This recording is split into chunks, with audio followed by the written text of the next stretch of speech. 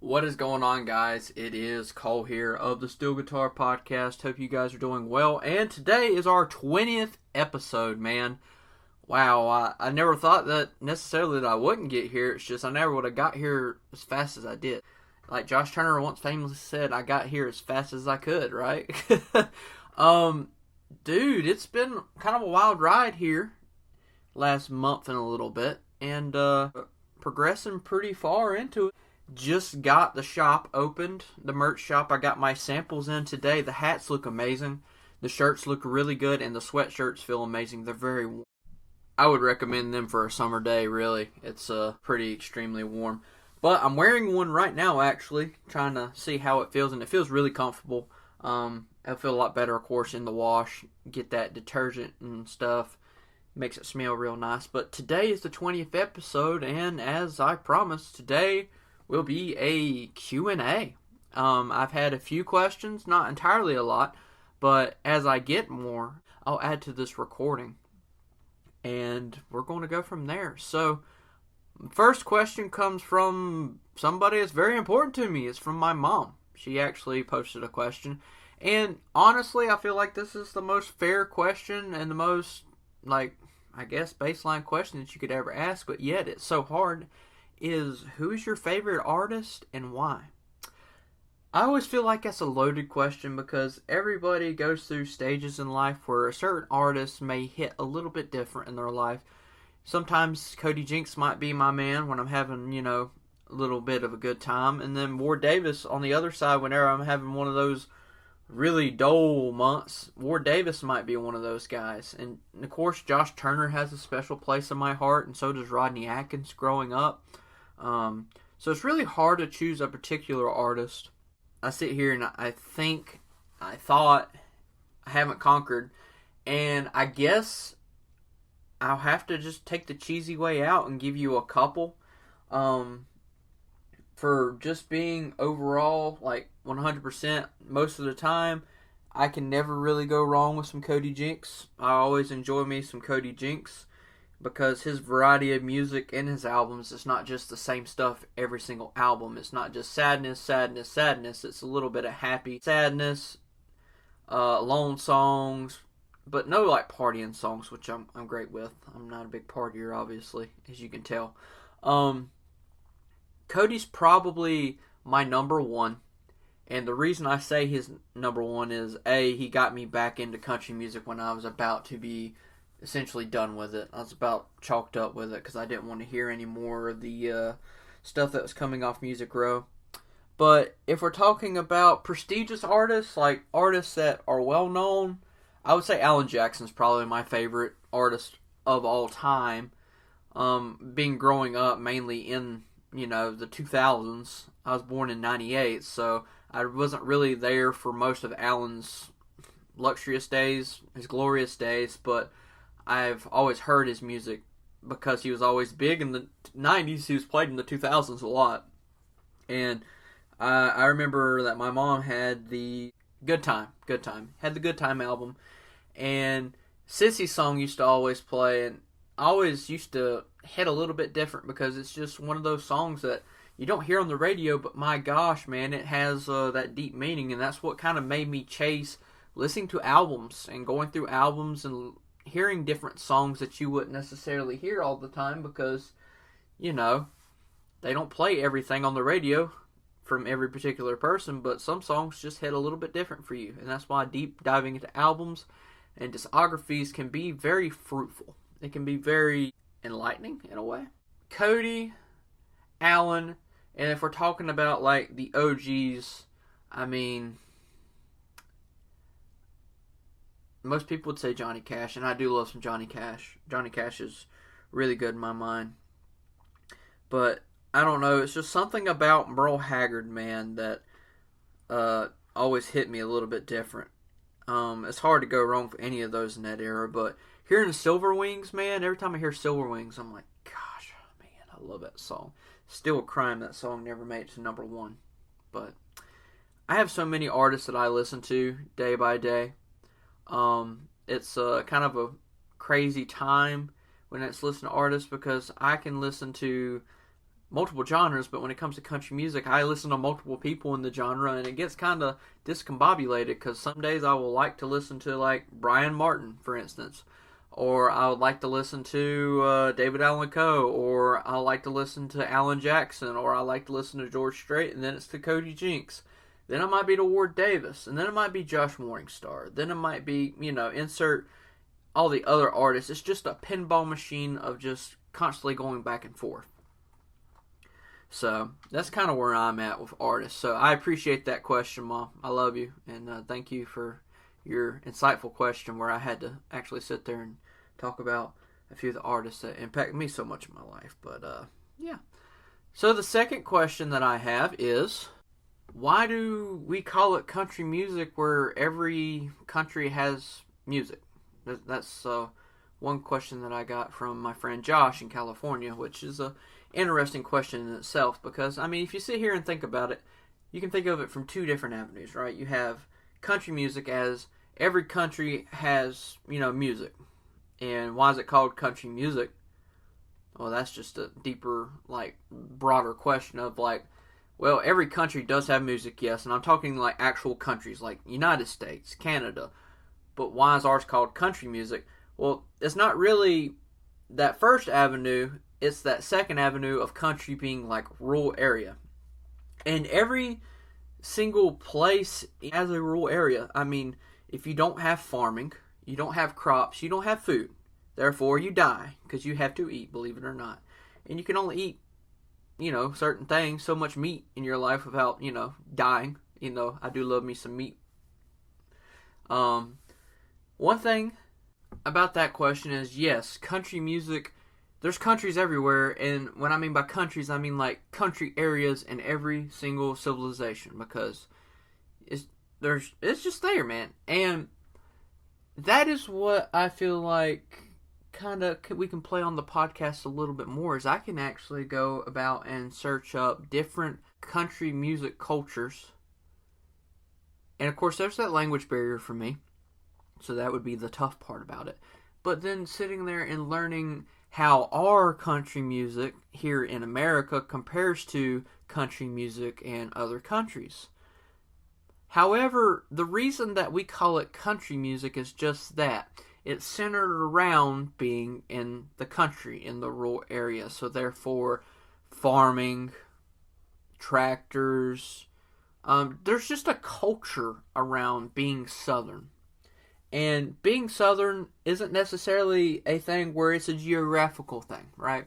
There is the rural areas geographically, like the South, prestigiously, West Virginia, South Carolina, North Carolina, Missouri, Louisiana, Florida. Some people would consider Florida, because Florida's just a wild card, man. Y'all are amazing. I've been to Florida, and every time I go to Florida, it's just like a whole bunch of just... It's like if you take...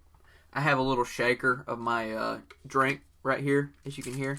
And it's like you take all the elements of just being a united country and all kinds of different policies and philosophies and stuff, and you just shake it up, man. I mean, and then you open it up, and you got Florida. Florida is just crazy. And I always enjoy going to Florida because it's just a different atmosphere down there.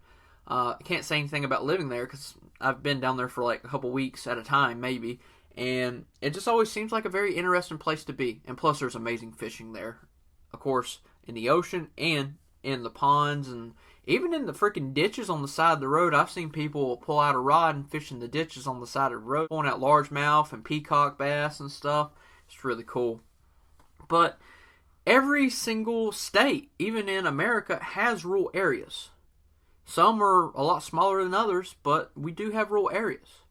And being rural is just that. That is the country part. It's not about being southern, about being southern cultured, if that makes sense. So it's kind of an interesting question. I appreciate that question, Josh. That was very insightful.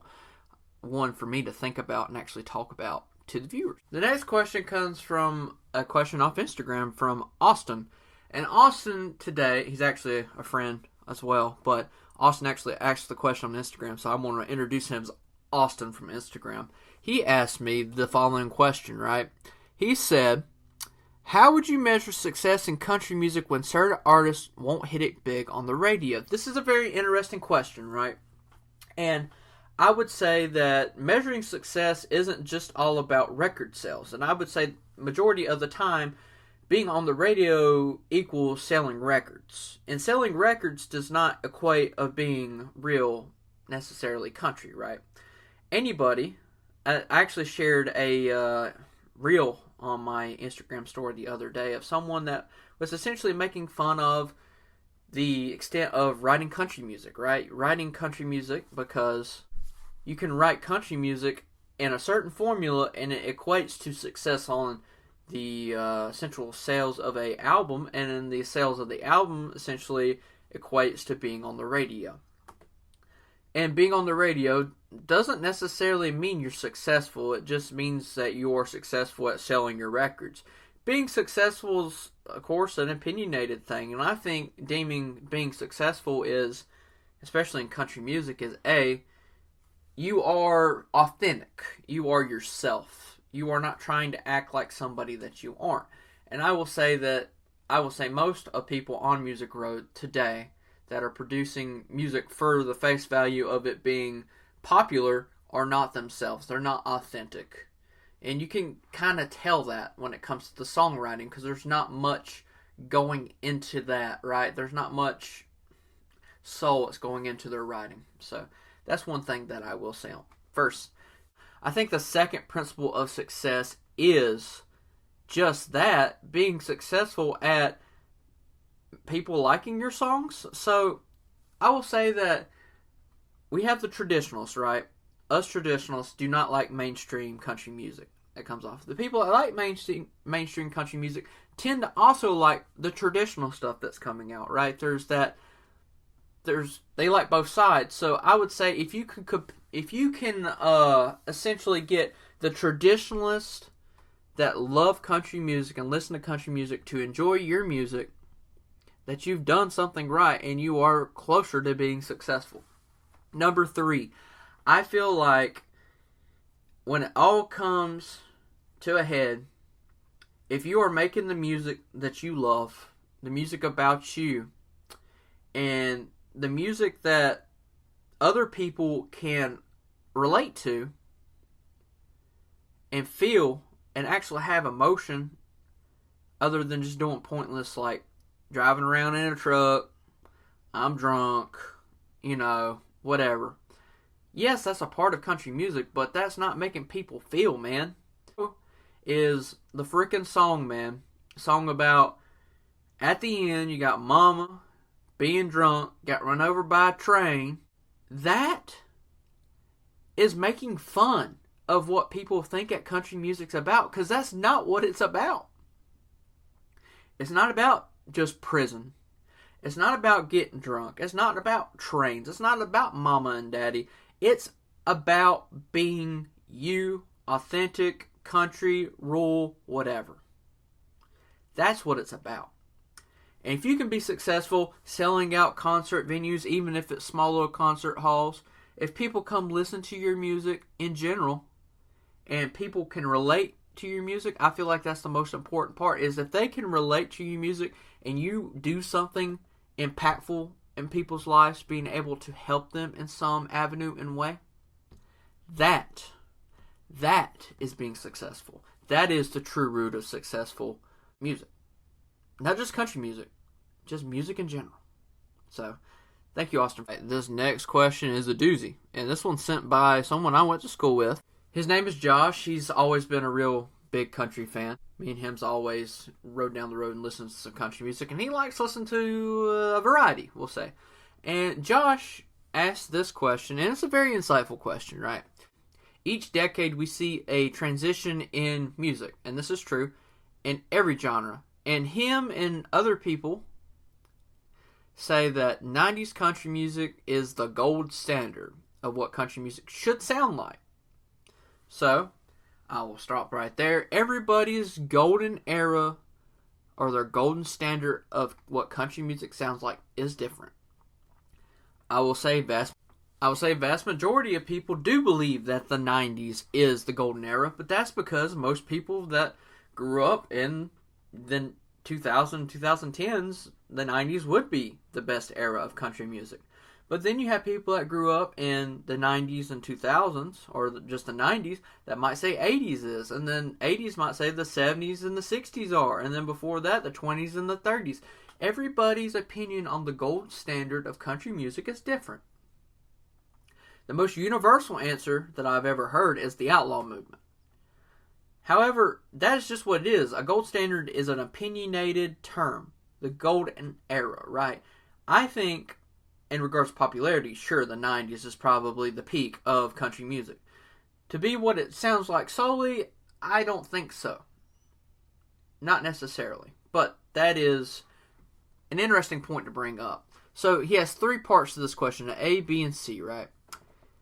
What do you find different from today's music versus the 90s? Okay, well, I could sit here for a decade pretty much answer that question. What's one positive thing about today's music versus the 90s? That's one question that I will struggle to find an answer for. And what's one negative thing about today's music versus the 90s? Again, I could speak about this forever. So let's hit number one, point A. What do you find different from today's music versus the 90s? So today's music, if we are talking about what's coming off Music Row in regards to the 90s, there is a lot more production value, a lot more influences to hip-hop and pop. I credit that mainly to country rap and how country rap's kind of introduced itself into the genre. And country rap's kind of got more of the hip-hop and the pop sound to it, and it's kind of influenced music in general. And I will say that this era seems to really gravitate towards pop music more. And I feel like that's why music's kind of conformed to more pop sounds, is because they want to sound more popish because that's what sells. I also find the people that are singing music a lot different these days. It's not your typical, bearded 30 to 40 year old man or 20 to 30 year old man. You have all kinds of variety of people singing. And that's not a bad thing or a good thing. But that's another thing that I find different is auto-tune. Auto-tune seems to be one thing that I would find that I hear a lot more of. And of course, I would say auto-tune's probably been used before in regards to balancing people's voices. But it's got to the point where sometimes in certain songs, people sound more robotic than they actually sound like themselves. And that's really getting away from what country music is, and that's being the authentic self that people should be in their music. So, part B. What is one thing that you find better, essentially? It does take me a hot minute to sit here and think about this. What is one thing that would be better today than back then? And I will say, my mom threw out one answer, so I will give you her side of what she said, and then I will give you my side of what I think. My mom said that it's a lot easier to be accepted for whoever you are. Whatever you are, whoever you are, whatever. And I will say, yes, absolutely, 100% I agree on that front, because, listen, there's a lot of people in country music today that wouldn't be necessarily accepted back in the day. For instance, my mom gave the point of Jelly Roll, and my mom's a big Jelly Roll fan, and like I said, no opinion, not listen to him, whatever. The way that Jelly Roll looks, essentially like the face tattoos and stuff like that, I don't necessarily think that he would have fit in back in the 90s. Because the 90s had, especially, like, if you look at, like, the three people, when I think of 90s country music, I think of Garth, I think of George Strait, and I think of Alan Jackson. I also think of, like, Tim McGraw and Kenny Chesney, but those are, like, the three that I think of off the top of my head. And every time I see them, I see the cowboy hat. I see, the trimmed beard, like the goatee, have like sideburns, not like, not like freaking Ricky Bobby sideburns, but like just, what I'm talking about, that look. Cowboy boots, a pearl snap shirt, blue jeans, and a belt with a buckle on it. Jelly Roll would not quite fit into that. And I would also say people like Cody Jinks may not necessarily fit into that era because, if you've ever seen Cody, he has a buttload of tattoos on his hand. And I think tattoos are really cool. I don't think I could pull them off, but there's a lot of people that can pull them motherfuckers off, man, and they look absolutely sick. But if you didn't have that appearance of being country, you kind of been like, pushed out.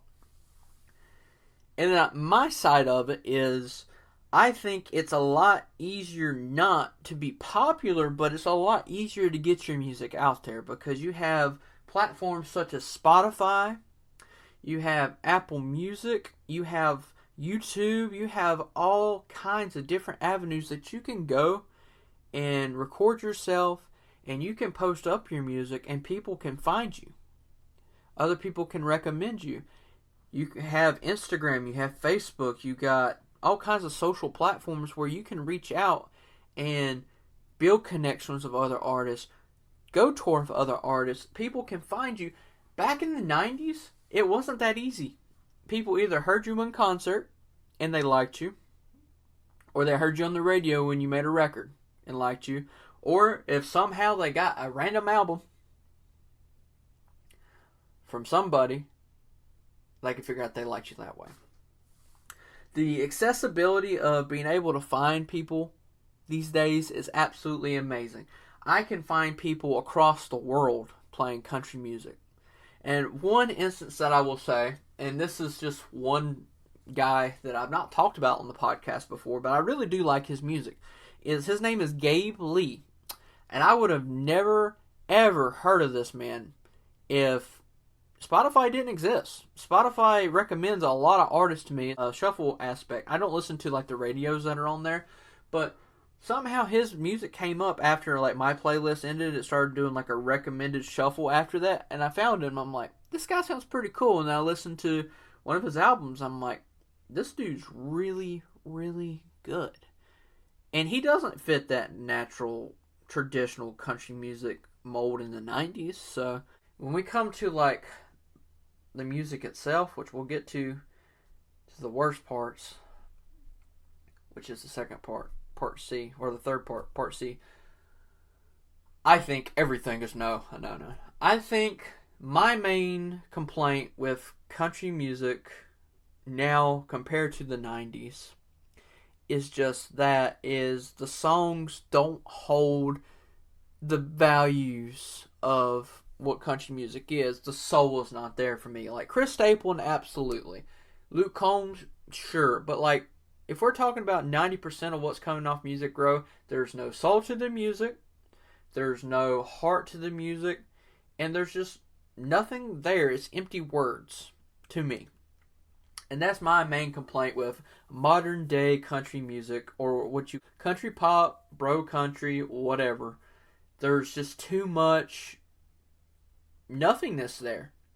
They put a really fancy beat, they put a little rapping behind the chorus, and they put in a whole bunch of elements that they would consider country music, and boom, there you go. That's where you're at. This one comes from my boy Blake, that me and my boy, we've been homies ever since essentially I ever went to school, man. Me and him have been friends, let's see, I am going to be 25 in a couple weeks. Actually, by the time this podcast comes out, I may already be 25. So, woohoo, I'm getting old, boys and girls.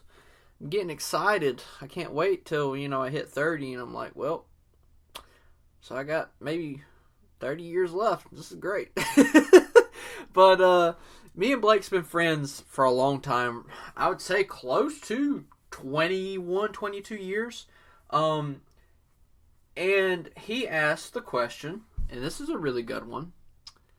Do you see country music as a whole going back towards traditional values, or seeing it trend more towards pop country as a whole? So this is almost like a worst nightmare question, right? And the current trend that I'm seeing, if we're talking about sales-wise, it would look like pop music. It kind of sucks to say that, but that's the way that it's trending right now. But if there's anything that I've learned from history, is things always tend to turn on its head eventually. For instance, like politics, right? Democrats and Republicans, they're just names of parties. Like you had the Whigs and stuff essentially before that, but their policies have always been changing. Like before, Democrats actually used to be conservative and Republicans used to be the liberal ones. And that eventually changes after a certain amount of time. And I will say music mirrors that sometimes because, for instance, when country music became what it is, at the beginning it was folk, and then we kind of popularized it more to rock and roll-esque, right? And then it went through like a little bit of a pop stage, and then it went back to like outlaw music. And now it went to like more upbeat in the 90s, and it kind of held that line of neo-traditional in 2000s, and now we're kind of in this weird stage of where it's at. And through it all, there's always been artists that have been keeping it real, keeping it authentic. Keeping it authentic is a really important part of what country music is. And I see as a whole, I will say eventually, maybe 5-10 years down the road, hopefully sooner than that, because I'm seeing a lot of momentum build, because a lot of people are tired of what's coming out on Music Row today. We are starting to essentially make that turn that I feel that is such needed. And maybe some of those pop country singers will start conforming to what is becoming more and more popular, and we might have that evolution of what country music is, what it actually should be. And I will say that people like Luke Bryan, I know I crap on Luke Bryan all the time, guys. I know I do, because he's just the one that I think of, especially growing up and having to be forced to Country Girl Shake It To Me by Blake. Not by Blake, by Luke Bryan in Blake's car, because he used to, oh my god. Luke Bryan, when he sings country music, actual country music, he sounds amazing. His covers of actual country music is very, very good. And I don't see why we can't just write songs like that and we're good. And the problem is, majority of country artists do not write their own songs. They get their songs written by somebody else, which isn't necessarily a bad thing, but if they're getting their songwriting from someone that listens to pop country or is a pop essential artist, like T-Pain said that he was like the ghostwriter of most country music at one point. I mean, talk about haunting. And I have nothing wrong with T-Pain, but just saying in general, that's just not the right person to be writing those songs. If you want someone that actually knows how to write a really good country song today, look at someone like Chris Stapleton, Josh Morningstar, Cody, Brian Martin, all kinds of different people who use their lives, essentially bleed on the page. Their ink is them, and they're putting the words of their blood, or the blood of their words, either way you want to look at it, onto the page, and then singing that for everybody. That is why we are where we're at. Is they're using someone else's blood for their songs. So thank you, Blake, for that question. You are a pretty smart man sometimes. Now I have another question from my boy. I call him RJ the Raccoon because back in the day when we were in college, he always said that he was a raccoon. He identified as a raccoon because he would just be like a trash panda.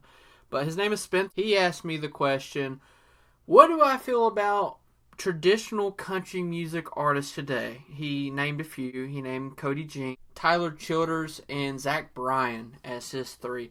How do I feel about them currently in country music and how they're going about doing things? Well, I mean, honestly, these are the artists that I talk about majority of the time When I'm not talking about the old school guys, these are the guys that are continue country music the way it should be. The way it should be, what it's going to be, hopefully, in the future, and hopefully we'll have that evolution back to what country music was, and we're going to progress back to what it is. But if you're asking my honest opinion on how they're doing, well, they're doing freaking great. And the reason that they're doing great, in my opinion, is A, they are true to themselves. They don't fake who they are. They don't come up to the stage and act like they are country. They are country. They are the embodiment of their songs because they write their own songs. They have actual emotions in their songs. And therefore, the songs actually have a meaning to them, and you can feel it when they sing. That is the first most part of how I think they're doing. In regards to popularity, I've been seeing a massive rise of people flocking, for a better term, I guess, because, if you really think about it, Cody's freaking fan base, man, has been growing way, way, way, way up since I started listening to him. And that's one thing that I've always sat there and thought about is, I was one of the OGs or the cool. When I listened to Cody when it was cool, and no, it's always been cool. And that's one thing that I would say for people that do listen to traditional country music, the neo-traditional style of it. If you have an artist that you really like, please share them. Get their name out there. Therefore, it just might, reach somebody that needs to hear that music, and you might change their life. And I think when you dole it all down to the end of the day, what they're doing and how they're doing, they are changing lives. They really are. Their songs mean something, and they have that influence over them. So, Spencer, thank you for asking that question. And honestly, man, I think they're doing a great job. And I think that a lot more artists are starting to come up because of that. And they're also supporting those artists who are like that, like them, and touring with them and getting their name out there, man. Because before you know it, we might have country music back to what it used to be. We might be there. We just got to keeping the nose on the grindstone, as Warren Zevers once famously said in one of his songs. Another guy that's amazing. So, yeah. That is the answer to Sir Spencer's question. Next question, or two questions, comes from my boy Anthony. Lives kind of near me. We've been friends since high school. I went to an early college, so really not technically high school, I guess. Me and him were pretty good friends. We talk about basketball and stuff. Been through some stuff together. And he's wrote in and asked me several questions where a whole bunch of them are really good questions that I may use in future episodes. But for this one, I believe we're going to choose 2. He gave me like 10. So, my God.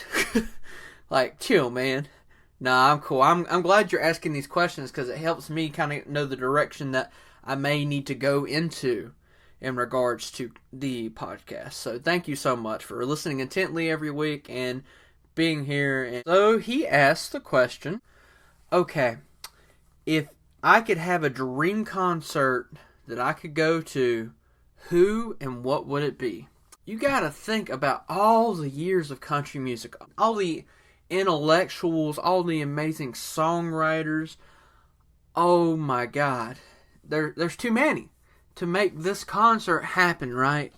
So, first of all, I think this is going to have to be a festival. We'll put them all in like different, I don't know, man. Let's see here. Different time periods or different people. Different eras. So, first era that I'm going to do the outlaw era. So, I think that Johnny Cash has to be one, for sure. Cash has to be one.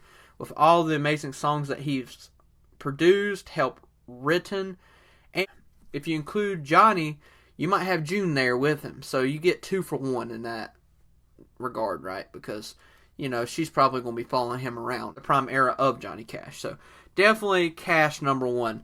Merle Haggard has to be my number 2, man. Merle's wrote so many great songs over the years. He's sung an amazing amount of them as well. Silver Wings being probably my personal favorite, but there's so many hidden gems in his catalog. So Cash and Merle for sure, man. Probably have to put Willie in there, of course. Willie Nelson, right? Willie Nelson, Waylon. So that's my 4. Of course, Waylon and Willie kind of go together, but since they're 2 headliners, I'm going to put them as separate.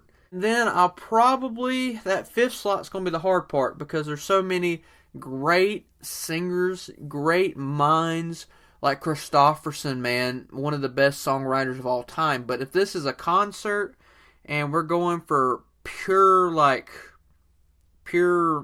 outlaw, I got to go David Allan Coe, man. I have to, because he's able to be that hybrid of a really good singer and songwriter. I'm going to roll with David Allan Coe. So that's my first night at the festival. Second night, I'm going to do 70s and back. So, of course, Hank Williams Sr., man, has to be there. Hank Williams. And then I would say probably, it's really hard. George Jones for sure has to be there. I'm going to say Jimmie Rodgers, since he was the grand pioneer of everything. I feel like he deserves to be in that spot. I would consider Charley Pride to be in there in that era for sure. So I got Hank Williams Sr., George Jones, Jimmie Rodgers, Charley Pride. Oh, man, I'm going through the 60s and the 50s, the 40s, and the 30s all in my head. And there's just too many people to sit here and choose for that. But if I'm choosing a top 5 for that, man, oh, my God. I mean, Ernest Tubb comes to my mind. I'll tell you what, this one's going to be kind of a reach, but I'm going to put Patsy Cline in there. I feel like Patsy definitely deserves to be in there. I definitely need at least one female singer in the lineup. And I could probably do a whole night of female singers in its own regard, but I'm just going to do that. So the third night's going to be the 90s. So people that are really big in the 90s. So I'm going to go George Strait for sure. Alan Jackson. So those are my 2 right off the rip. I'm going to go Toby Keith, man. I feel like Toby Keith puts on a great performance. He may not be the most musically gifted in regards to voice these days because, of course, he just went through cancer. Since it's my own personal top 5, I'm probably going to have to put Tim McGraw in there. Tim McGraw's probably one of my all-time favorites. I'm trying to think. Alright, this is kind of a wild one. And I don't know if you consider 90s or 80s or what, but man, Dwight Yoakam, one of my favorites of all time. Dwight freaking Yoakam. So 4th era would be like early 2000s for me, and Josh Turner has to be there, man. He got me into country music, so it's only right that he would be in this metaphorical festival, right? All right, Josh Turner for sure. Billy Curlington for sure. And Rodney Atkins, probably those 3 that I can think of off the top of my head. Brad Paisley for sure. I love Brad Paisley. A lot of the newer stuff, I haven't really listened to too much of his newer stuff, but like his early 2000s stuff is amazing. So that's my 4 out of that regard. And then the 5th is going to be probably going to go, personally, I think I would go with Brooks and Dunn. I love Brooks and Dunn. That would equal that out for me. And then we have the current era or the neo-traditional era, the newer artists. So Cody, number 1, absolutely. No doubt in my mind, Cody Jinks would be my number 1. Oh, Lord, though.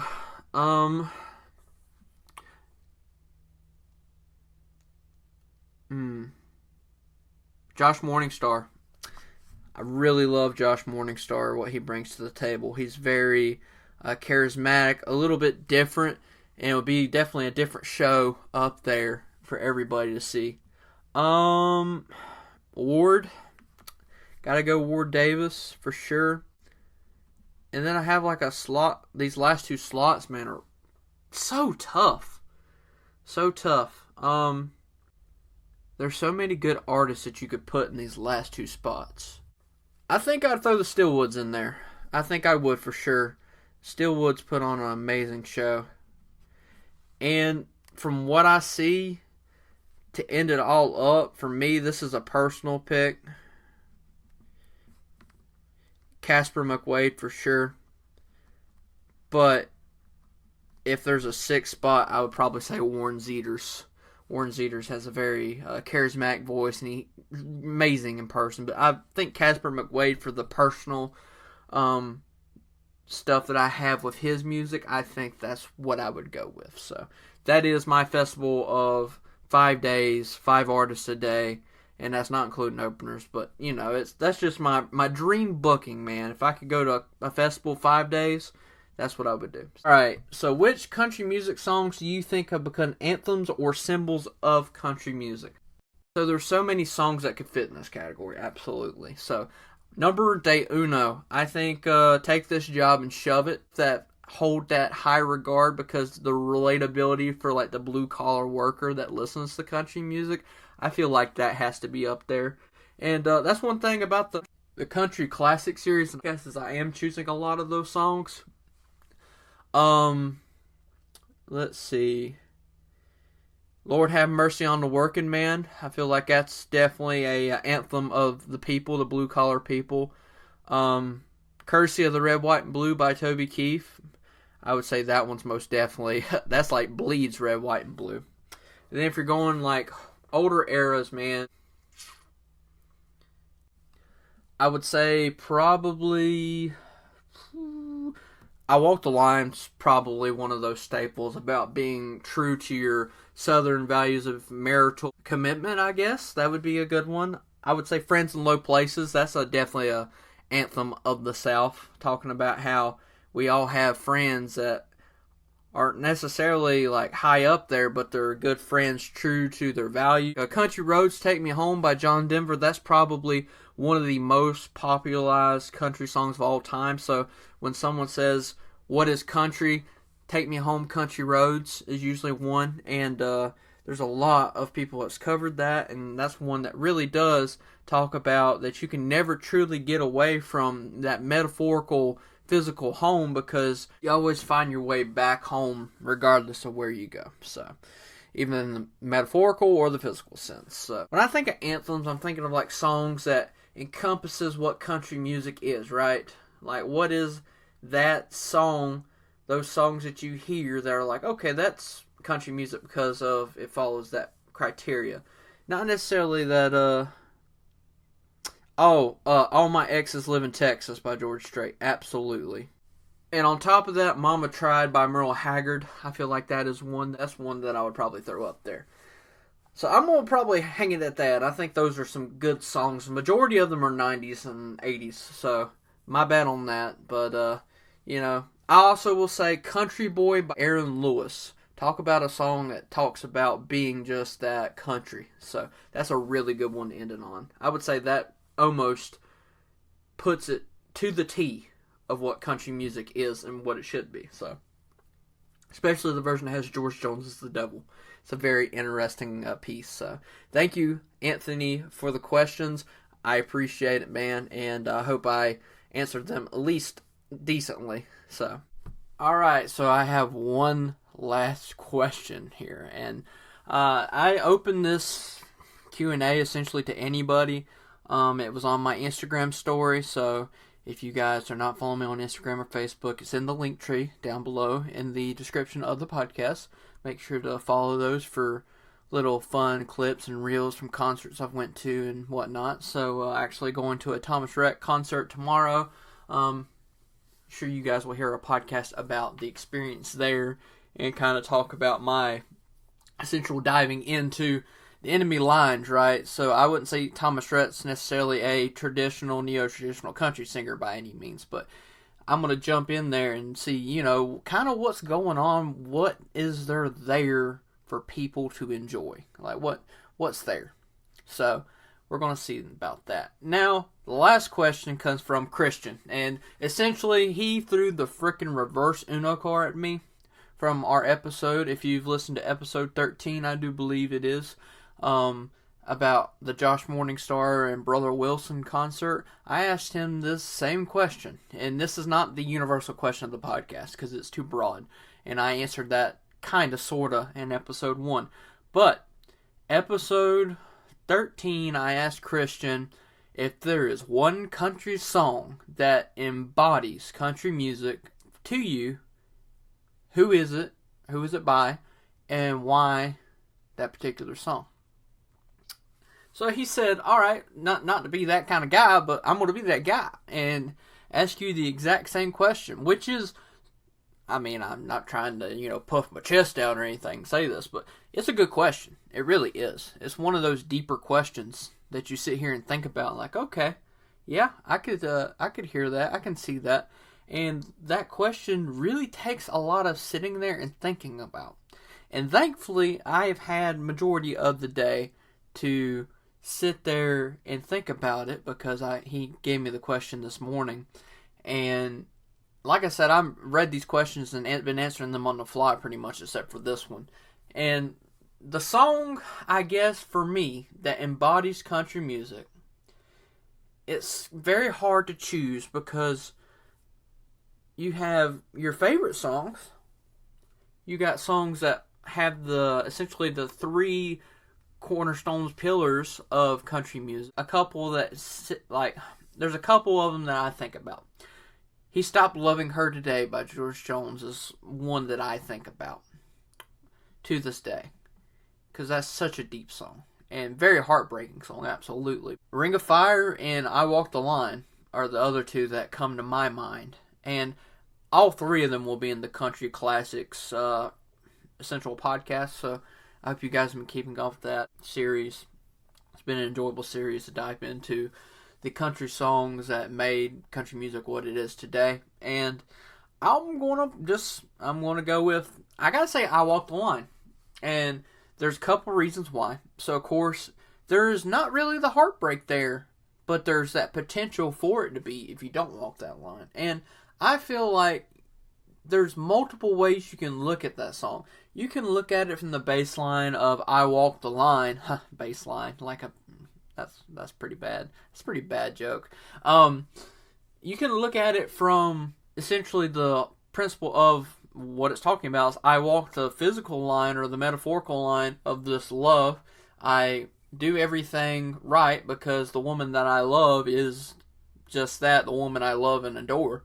And then you can look at it from like the southern way of thinking about things, because we as southerners in the United States specifically, I can't really speak to Canada or Mexico, the United States, in the southern region, in rural areas of states that are, you know, not necessarily rural states, say like an Ohio farmer or something like that, which, I don't know, it's more like a Seattle farmer, right? And my principle of it is sitting here thinking, it could be like I walk the actual line of being righteous and being, you know, holding myself high, holding my standards high. And there's so many ways you can look at that song. So I like it for that aspect of it. And on top of that, it is literally the most sold single of all time, most streamed, whatever. It sold the most records, essentially.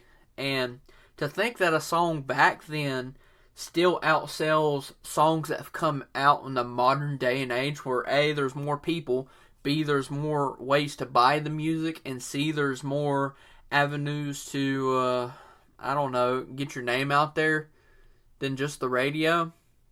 To think that song has sold that much is mind-numbing. I'm sitting here thinking about it and saying, you know, it's got to be there for me. It's either that or Ring of Fire, and I think I Walk the Line because it has that prestigious sales, which I know country music's all not about the sales, or it's not all about the selling of the albums and stuff. It's about the actual meaning of the songs. But to have the meaning that the song does, or not many people that know country music that don't know what I Walk the Line is. Because there's literally a freaking movie about Johnny Cash called I Walk the Line. Great movie. But, you know, it's one of the most iconic songs out there. And, of course, being the most iconic, has that Americana value around it. So, therefore, I feel like that would be the one that I would choose to be the embodiment of country music. And I don't think there's necessarily a right or a wrong answer to that. That's just how I view it. Anybody else could view it a different way. So, thank you, Christian, thank you for reiterating my question to myself. Essentially giving the reverse Uno card. And that's going to conclude the Q&A, the questions, and then the answers by yours truly, Cole.